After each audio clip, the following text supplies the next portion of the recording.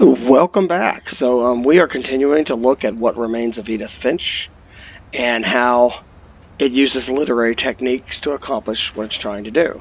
And so, first thing I want to touch on is something that I didn't touch on at the end of the last episode, and it is the act of transitions. When you transition from one story to another, or one act to another, or one part to another.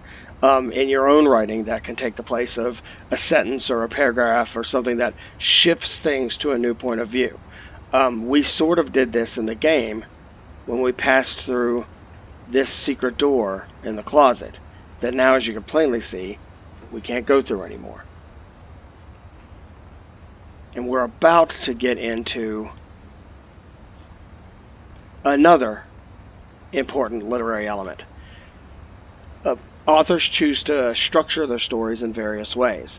The most common being a linear progression, where you start at the beginning, you end at the end, and everything goes according to plan. It goes like the clock. But within that, you can do things like flashbacks and things like that, and different techniques to kind of jump back and forth in time. We're about to see something like that now. But also another structure that they use is called the framed tale. And this game is a framed tale. Just like I mentioned in the last video, all the picture frames all over the place. That's a signal to us that each one of these rooms we enter is a picture frame. And inside that picture is the story of one of those children. Inside each room is the story of one of the people that have lived and died here. In this case, Molly. So I'm going to start looking around. Looking at Molly's room through the peephole.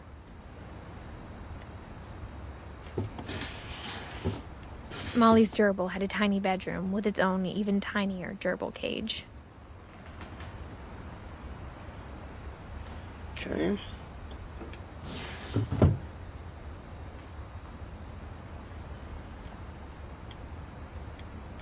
Wait, anything else?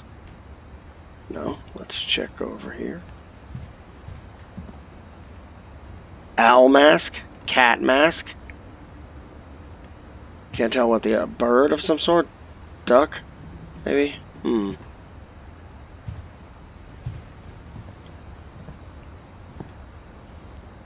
Saw that. I just want to... There's Being Molly's inside for the first time, I felt like I'd stepped behind a painting. That is interesting from the perspective of this character. They have no idea who any of these people are, except that they lived in the house that those people had lived in, and they had no contact with them. But here is where we're going to transition. We're going to go from Edith's story to Molly's story. This little shrine set up to Molly, probably by her mother.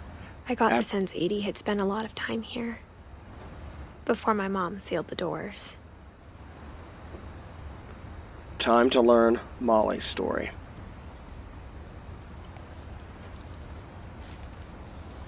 December 13th, 1947. Dear Diary, I'll be gone soon, but I wanted to tell somebody about what's gonna happen. It started when Mom sent me to bed without dinner. I woke up and I was starving, so I looked around for something to eat. Now, as you can tell, we're now playing as Molly. So we have done a flashback. We flashed back in time. We have transitioned. We've transitioned from Edith's story to Molly's story. And, we've completely changed point of view. All right, let's go over here and see if there's anything in the pumpkin. My Halloween candy was all gone. Let's try to leave the room. Mom, can I come out now? Dialogue. It's late. Go to sleep. So we see the use of dialogue to tell the story. The gerbil food? The gerbil food was dry, but I didn't mind it. Oh, God. And in case you're wondering what those little pellets are, yeah, that's what you think it is. Okay, girl, you are crazy. Let's see. See if we can go to the bathroom. Ooh, bathroom. And look at how we're at the point of view of the little girl. Let's check here. Oh God. I kept eating and eating. Oh, okay. Ravenous hunger. I ate a lot of things that night.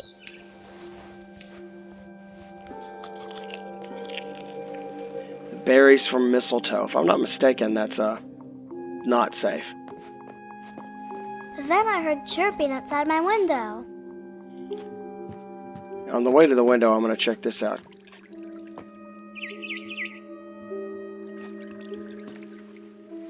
I thought about eating Christopher, but I held back. Probably a good idea. He's your fish. Okay. So we're totally in Molly's head right now. It's literally jumped. Our narrator has jumped. And we are completely inside Molly's story. We've gone from Edith's first-person perspective to Molly's first-person perspective.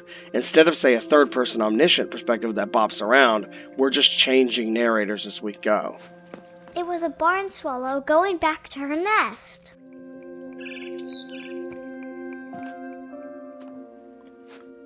I reached out for her.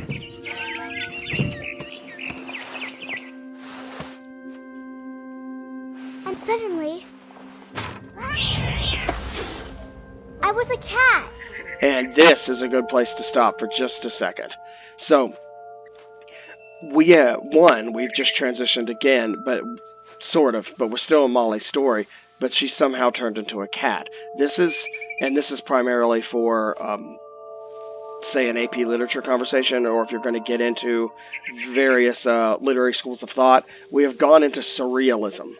Surrealism, specifically in literature, but also in art, was the attempt to merge real life with the imagination to get to deeper truths. And usually when you stumble on a surrealist story, there are elements of it, like this little kid turning into a cat, that just makes absolutely no sense if you're thinking that it's going to be a realistic story. You have to look at more the bigger picture and what the message is trying to give about what does a cat represent, what does it symbolize. Is this little girl just pretending, even though we literally saw cat paws? Let's go ahead and chase the bird like it wants us to. Alright. Jump. I tried to be quiet, but the bird was really scared. Just jump over here. Don't get you. Get back here, you little freak.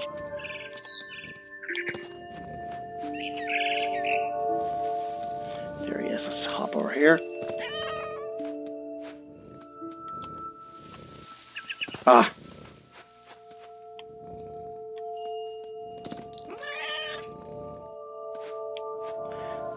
Okay, so the bird is leading us. Where are you? Okay, you know what? I'm going to jump on these and get on the tree, because it's got to be in the tree somewhere. Just makes sense. Here we go. Are you out here? Yeah, you are. Gotcha. Nope. So here's a question, something to think about. What does this chase even represent? I'm actually going to go this way. Why? Because, again, I do weird things. Oh, a nest. The babies were all gone. Okay. Can I go this way?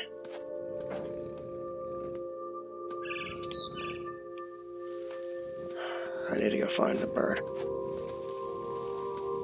Gotcha. Oh, nope. Gotcha. Gotcha. I jumped and I almost got her. You can even hear the cat growling and stuff, the cat that you've somehow become. So the surrealism thing is really strong here. That being said, it's really hard to kind of analyze this unless you're used to reading surrealism. I'm going to try to get the bird. Sneak up on him. Sneak up on him and... Gotcha! Oh, that went well.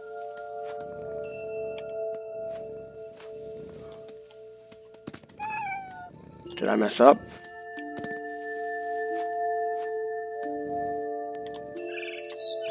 I could tell she was getting really tired. Now I was up in the big tree. I promised Dad I wouldn't climb it anymore. All I cared about was eating that mama bird.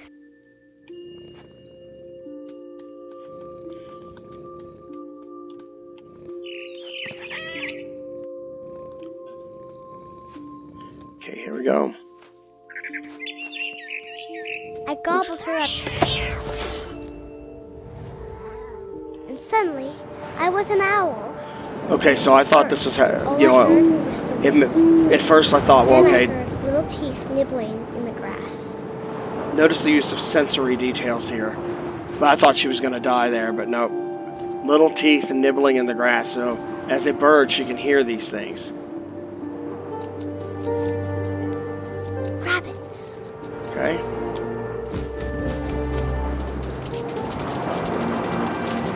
Thank you. Thankfully, this is Imagined rated. his face looking up and seeing mine through my talons. I swallowed him up, and I didn't chew one bit. Then I flew off to find something bigger.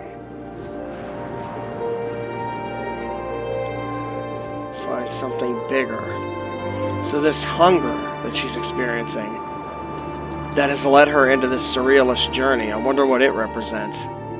A mama rabbit. Where to go? All right.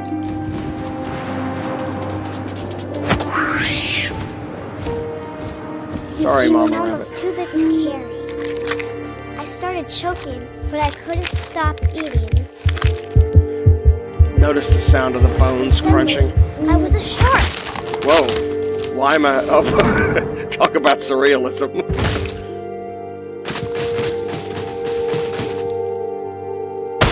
Okay, this is actually pretty funny. Alright. So the surrealist continues. If I roll down this enough, I should end up in the ocean.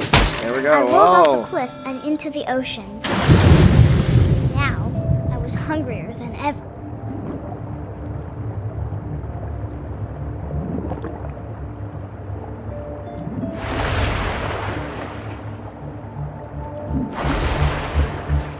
I wanted fat, juicy seals.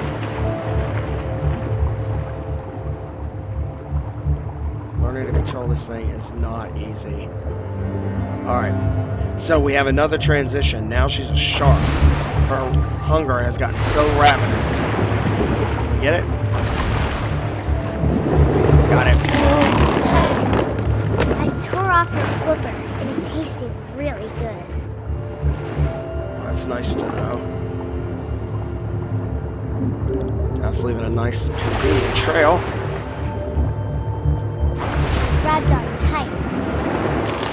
When I was so hungry, I jumped out of the water. When I opened my eyes, everything had changed. And notice we're back with the bird.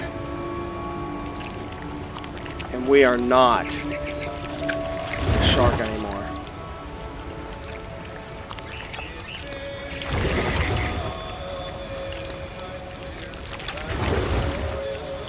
Now I was a monster, and I smelled people everywhere.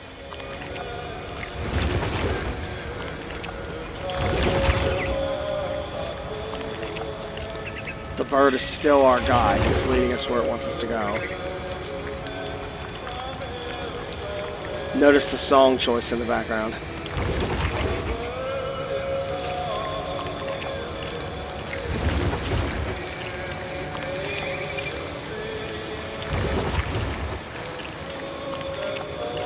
Christmas music. I was big, but I moved real quiet.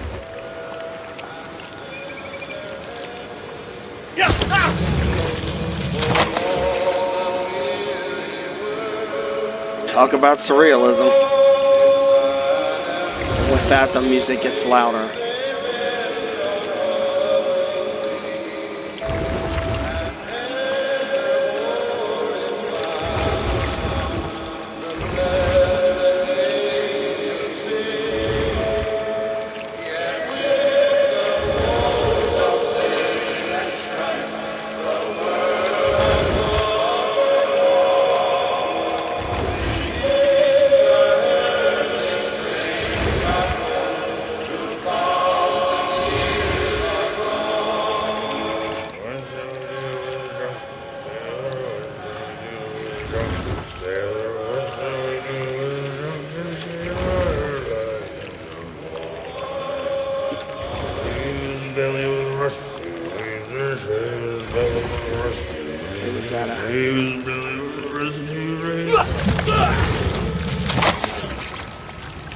Pleasant.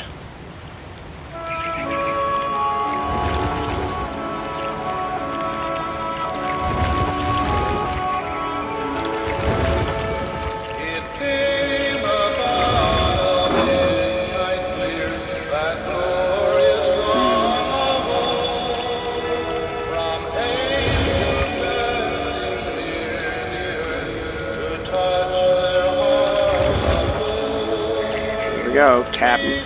After the last passenger, I was still hungry. And to cross the water, I smelled something new. Something I had to have, so I swam towards it.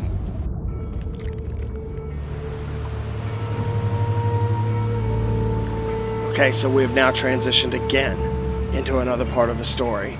And we are still in this surrealist tale of her ravenous hunger turning into different creatures. I slithered onto the sand, and the good smell went into an old pipe.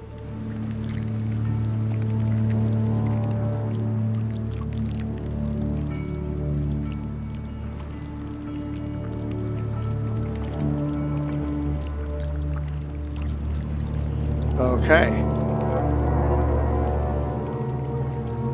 We've crawled out into a bathroom.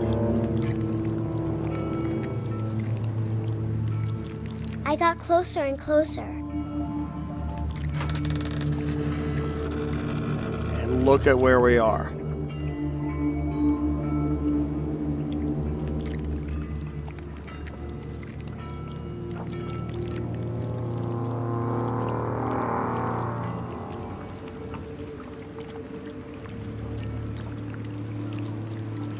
All of my stomach started growling. And suddenly, I was me again. I held my breath for a long time, but I couldn't hear anything. I think it's waiting for me to fall asleep. But it's not going to wait much longer. It needs to feed, and we both know I will be delicious.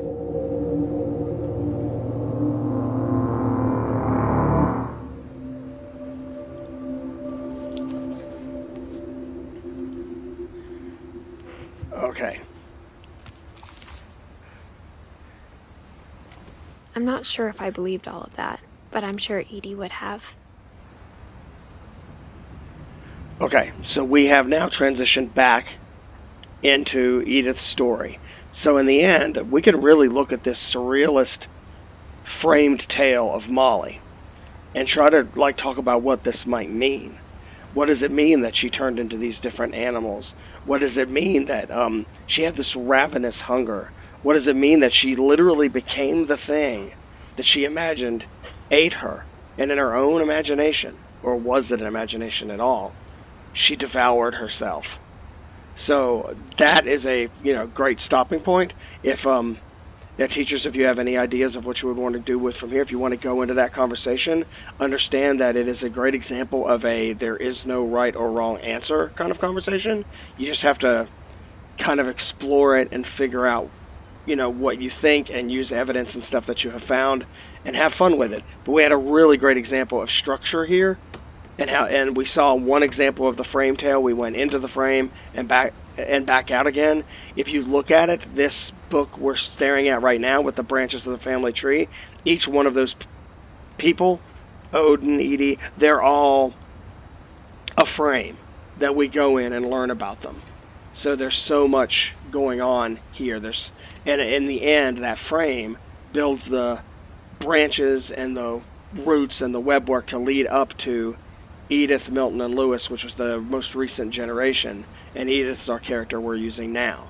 So hopefully this helps, this to make a little bit of sense, and I hope you enjoyed the episode, and I'm probably going to do a few more of these, because we have just transitioned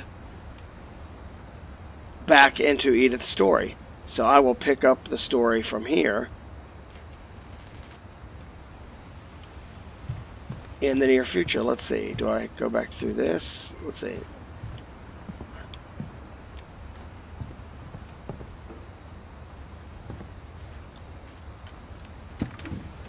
Actually, let's transition, shall we? That'll be a good spot to stop. Can we go this way? No, that would be bad. Alright, we're going to go this way. This will be obvious later, but my mom never told me any of these stories. Edie would have, but Mom didn't like bringing up the past. There's the inside of the house. When we adopted a stray kitten, she was the one who named it Molly.